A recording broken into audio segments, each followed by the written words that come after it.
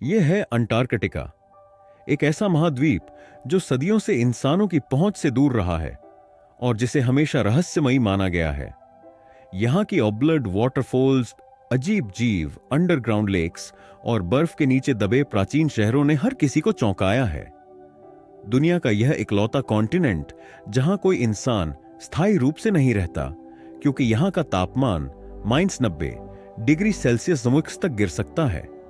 यहां 300 किलोमीटर प्रति घंटे की रफ्तार से बर्फीले तूफान आते हैं। और तो और यह दुनिया का सबसे ड्राई कॉन्टिनेंट भी है।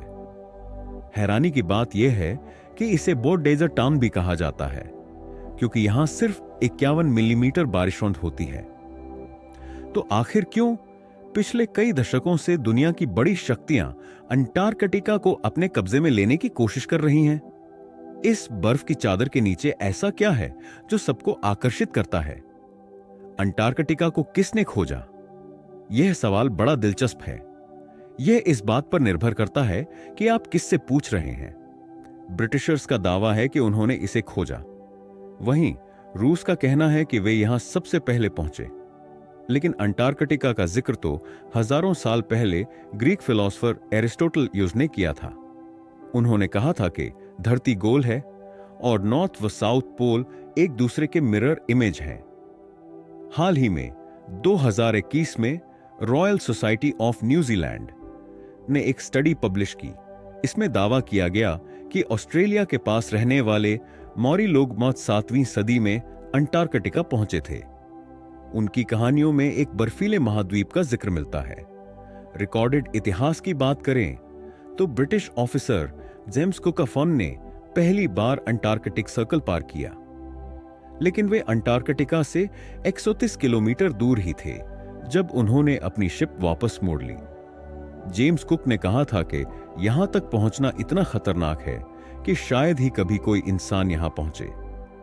हालांकि 1820 में रूसी एक्सप्लोरर फैबियन वॉन बेलिंग्सहाउजेन ने इस धारणा को गलत साबित किया। वे अंटार्कटिका को करीब से देखने वाले पहले व्यक्ति बने।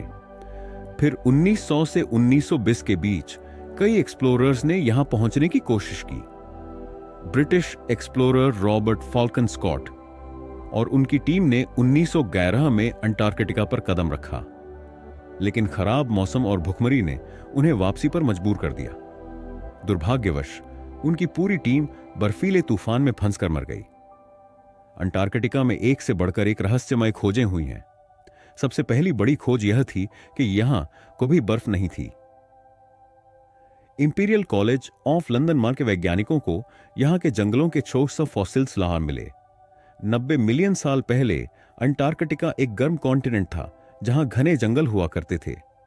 दूसरी रहस्यमय खोज यह है कि 3 किलोमीटर बर्फ के नीचे 400 झीलें झोनिकल हैं। इन झीलों में कुछ ऐसे समुद्री जीव हैं जो पूरी दुनिया में कहीं और नहीं मिलते, जैसे बड़े बड़े स्पाइडर्स और सी थ्रू जेलीफिश। यह बर्फ के नीचे एक अलग ही दुनिया है। तीसरी खोज है ब्लड वाटरफॉल्स।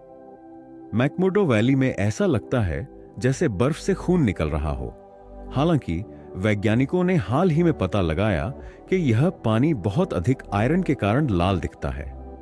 अब बात करते हैं उन रहस्यमय कारणों की जिनकी वजह से दुनिया की बड़ी शक्तियां अंटार्कटिका पर नजर गड़ाए हुए हैं। 1979 की अंटार्कटिका ट्रीटी के तहत कोई भी देश यहां वैज्ञानिक अनुसंधान कर सकता है, लेकिन 1992 में अमेरिकी भूवैज्ञानिक विभाग ने यह खोज की कि अंटार्कटिका में 500 बिलियन बैरल्स प्राकृतिक गैस और तेल लहन के भंडार हैं, लेकिन असली वजह यह नहीं है। यहां हाल ही में रेयर अर्थ मिनरल्स बैग मिले हैं जो इलेक्ट्रॉनिक डिवाइस बनाने में उपयोग होते हैं। ये खनिज भविष्य के ऊर्जा संसाधनों का आधार बनेंगे। इसके अलावा सदर्न ओशन उशिक, जो दुनिया के खतरनाक समुद्रों में से एक है, अब महत्वपूर्ण ट्रेड रूट बन सकता है। इसकी बर्फ तेजी से पिघल रही है, जिससे छिपे हुए खजाने सामने आ रहे हैं। तो यह थी अंटार्कटिका की कहानी, एक ऐसा महाद्वीप जो रहस्यमय है, अद्भुत है और जिसे समझने की इंसानी कोशिशें जारी हैं। अगर आपको यह वीडियो पसंद आया हो तो इसे लाइक और शेयर करें।